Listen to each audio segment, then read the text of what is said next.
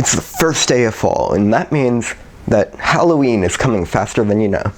I know it's still over a month away, but it's time to start preparing if you're planning to do anything like we are. At Teen Tech Daily, we've done a haunted house every year, usually under a different name, but since this year Teen Tech Daily is a new sort of name for everything that we're doing, we decided to introduce a series about the Teen Tech Daily haunted house, and we're going to take you through step by step of the creation of our haunted house, what we do, how the process goes, and show you some of the cool technology inside of it as well to make it a little more relevant to this channel. So stay tuned to see the plans, and this is only part one of probably many to come. So last year we had, I believe it was in 2012 actually, that we first created the haunted tunnel. It's essentially a wood frame with some black plastic draped over it, and that's the extent of it. We put fog and strobe lights inside to make it a cool atmosphere, and it's not super scary, but it's also pretty scary when you throw actors in there, but without the actors it's just kind of fun and a nice end to the haunted house. Then last year we added this area here. We put a box with a person in it that started hitting it with wood, and that scared quite a few people, and we had a door here. At the time, this 200 square foot area up here didn't exist. So you entered right here, you would go through, there was a box here, so you had to weave around. We had a pipe there, strobe lights and stuff, and some fog came in from the haunted tunnel, and that was pretty cool. This year, however, and I apologize for the lighting, we're mainly using the sun right now because overhead lights give too much glare on a whiteboard. But the addition this year is a 200 square foot area created by a 10 by 20 carport. The 10 by 20 carport provides the external frame that we need as well as a roof, and it'll allow us to kind of tie supports to the sides of the carport to help build internal walls. You can see we have about 4 or 5 walls involved. We're going to wrap the outside of it in black plastic that's about 7 or 8 feet tall. And that's the extent of what we have to do there.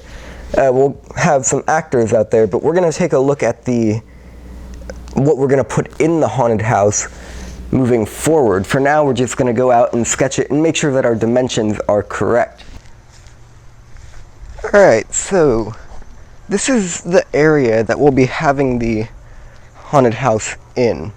Now, hopefully it's working. I've linked the camera to a microphone that's on me, so hopefully you can hear me. So I'm going to get started.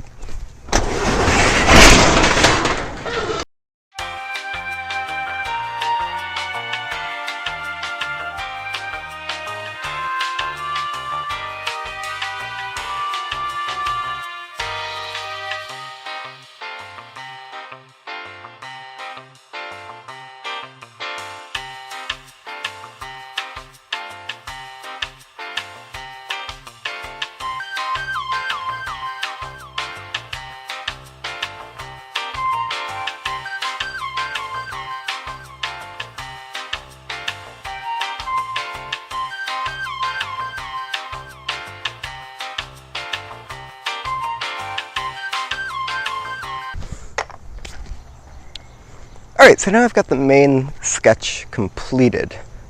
So I'm going to get my hands free of chalk, and then I'm going to walk you through what the haunt looks like as of now, and some potential problems. So this area here is the entrance. You can see the white line. That's a little wider than 3 feet because I'm not a great artist, but when we actually build it, it'll be a lot more precise. So you walk in here, and there's likely going to be some hanging drapes here that are going to act as a door. And then you walk, here's the back wall, so you're going to turn here, and you can see that these are plenty wide for someone to walk through. It'll feel a little claustrophobic once the walls are up, however. And that's another issue here. You can see it gets a little narrower, which is less than ideal, but in the exact measurements that we've taken, it will fit. It's just that some areas are wider than others because of the short amount of time that I had to sketch it out. This is the final hallway here. that'll lead into here. So in this area, we're envisioning an actor over here by the crack, and they'll be able to jump scare anybody that walks around this corner. Then there's going to be some more drapes here, and we're going to have possibly the chainsaw / hedger person here. And this is another door, and then you're in the bigger area, which is going to be similar to last year, which we haven't shown you. And then you'll have the haunted tunnel down here, and they'll walk across the grass back to the sidewalk. It's a pretty basic layout thus far, but it'll definitely look pretty cool once we get all of the structure up. Now it's time to point out some potential problems. We did 3-foot measurements here, but I think we might take it back to 2 feet 8 inches or 2.5 feet. That's because we wanted to have all of these hallways here, but they ended up being a lot wider than we expected, leaving a smaller area over here for the transition to the bigger room. So if we make it smaller, it'll be a little more claustrophobic, but it won't be too bad because the material that we're considering for these interior walls here, the 3 of them, is a semi-transparent material, either like a very thin, clear plastic, like for painting that's not actually clear but you can see vividly through it, or we're even looking at construction fencing, that durable orange plastic material, or even like wildlife fencing or chicken wire.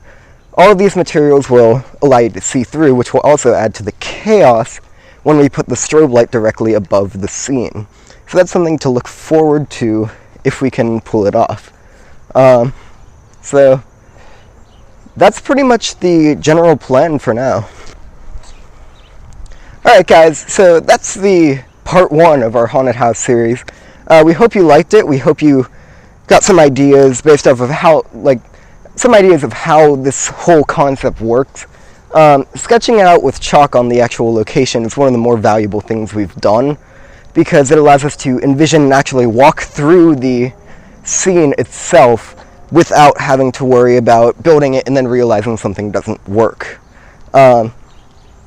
So as I pointed out, there are issues with our design currently, but they're pretty easy to fix.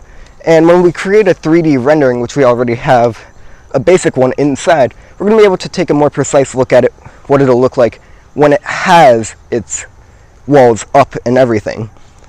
But the fact that we're getting started this early shows a lot of hope that we'll be able to pull off something this large.